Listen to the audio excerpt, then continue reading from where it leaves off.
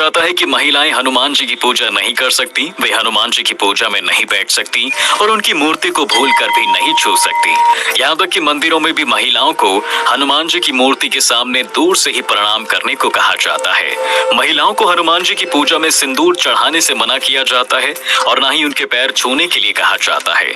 मूर्ति के बहुत करीब जाने से मना किया जाता है। लेकिन ऐसा क्यों? कहा जाता है कि श्री कृष्ण की पूजा करके लड़कियां चाहती हैं कि उन्हें कृष्ण जैसा पति मिले। वैवाहिक महिलाएं प्रार्थना करती हैं कि कृष्ण उनके वैवाहिक जीवन को सुखी रखें। शिव पूजा में भी महिलाएं शिव जैसा दयालु पति पाने की कामना करती हैं। यह सच है कि महिलाओं को शिव पूजा में शिवलिंग को छूने से बचना चाहिए, लेकिन वो पूजा की सभी विधियां कर सकती हैं। हनुमान जी ब्रह्मचारी थे, यानी उन्होंने शादी नहीं की थी और गृहस्थ जीवन से दूर ही थे, इसलिए महिलाओं या फिर लड़कियों को दूर रहने के लिए कहा जाता है। दोस्तों, लोग ये भी कहते हैं कि अगर महिलाएं हनुमान जी की पूजा करती हैं तो बजरंगबली नाराज हो जाते हैं, लेकिन ऐसा बिल्कुल भी नहीं है।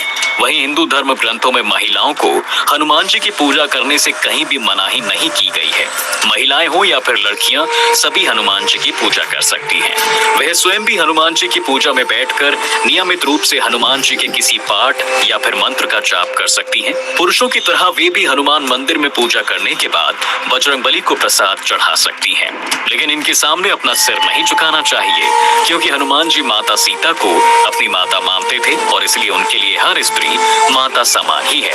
ऐसा कहा जाता है कि भगवान हनुमान स्वयं महिलाओं के सामने झुक सकते हैं, लेकिन उन्हें किसी भी महिला का अपने सामने झुकना स्वीकार नहीं है। इसलिए महिलाओं को कभी भी हनुमान जी के सामने सिर नहीं झुकाना चाहिए। शास्त्रों में कहा गया है कि महिलाओं को हनुमान जी की उपासना नहीं करनी चाहिए। यदि किसी महिला ने 9 हनुमान जी के व्रत रखने का अनुष्ठान किया है और उसे बीच में ही मासिक धर्म आ जाता है तो यह अनुष्ठान टूट जाता है।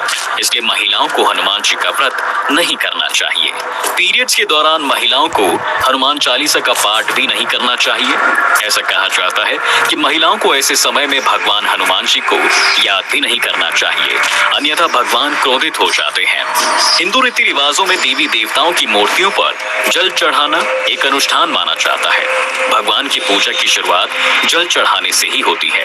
महिलाएं सभी देवी देवताओं को जल भी चढ़ा सकती हैं, लेकिन महिलाओं को हनुमान जी की मूर्ति पर कभी भी जल नहीं चढ़ाना चाहिए। इसी तरह महिलाओं को कभी भी हनुमान जी को वस्त्र नहीं चढ़ाने चाहिए।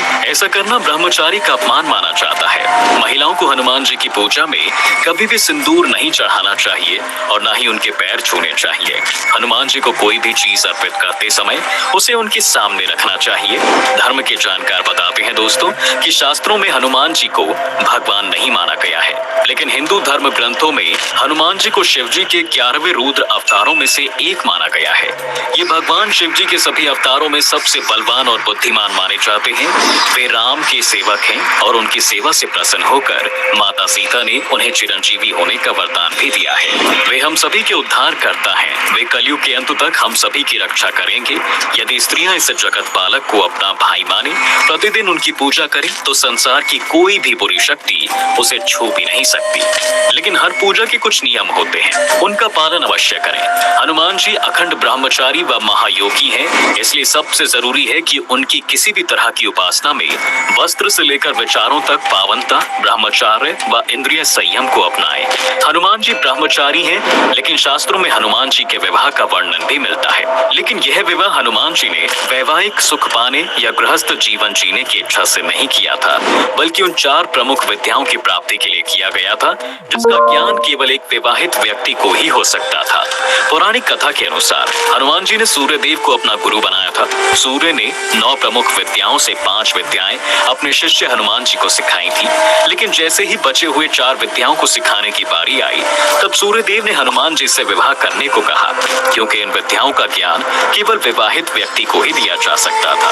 अपने गुरु की आज्ञा से हनुमान जी ने विवाह करने का निश्चय किया, लेकिन अब सवाल यह था कि हनुमान जी से विवाह के लिए कन्या का चयन कैसे किया जाए। जब यह समस्या सामने आई तो सूर्य देव ने अपनी परम तेजस्वी पुत्र सुवर्चला का विवाह हनुमान जी से करा दिया और इस प्रकार हनुमान जी और सुवर्चला का विवाह हो गया। सुवर्चला परम तपस्वी थी और इस कारण से विवाह के तुरंत बाद ही सुवर्चला तपस्या में लीन हो गई। उधर हनुमान जी अपनी शेष 4 विद्याओं का ज्ञान प्राप्त करने में लग गए। इस प्रकार विवाह के बाद भी हनुमान जी का ब्रह्मचार्य व्रत नहीं टूटा और विवाह के बाद भी बना रहा। हनुमान जी हर स्त्री को माँ के समान मानते हैं और यही कारण है कि वे किसी भी महिला को अपने सामने झुकते हुए नहीं देख सकते, बल्कि वह खुद नारी शक्ति के सामने झुकते हैं। महिलाएं चाहें तो हनुमान जी की सेवा में दीपक भी अर्पित कर सकती हैं, हनुमान जी की स्तुति कर सकती हैं, हनुमान जी को प्रसाद चढ़ा सकती हैं, लेकिन 16 उपचारों जिसमें चरण स्पर्श, मुख्य स्नान, वस्त्र, चोला चढ़ाना आते हैं, ये सब सेवाएं किसी महिला के द्वारा किया जाना हनुमान जी स्वीकार कभी नहीं करते हैं।